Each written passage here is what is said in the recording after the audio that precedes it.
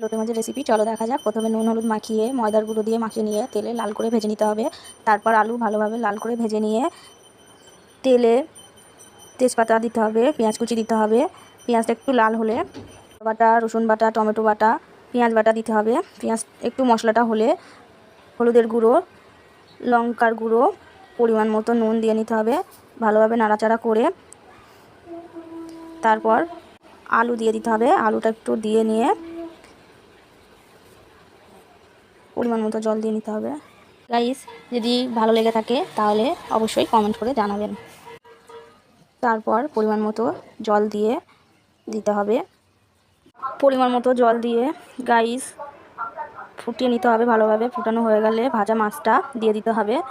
তো ভাজা মাছটা দেওয়া হয়ে গেলে ভালোভাবে হলে পরিমাণ মতো গরম মশলা দিয়ে দিতে হবে। গরম মশলা দেওয়ার পরে গাইস রেসিপি কমপ্লিট। যদি ভালো লেগে থাকে আপনারা বাড়িতে ট্রাই করতে পারেন। Bye, tata.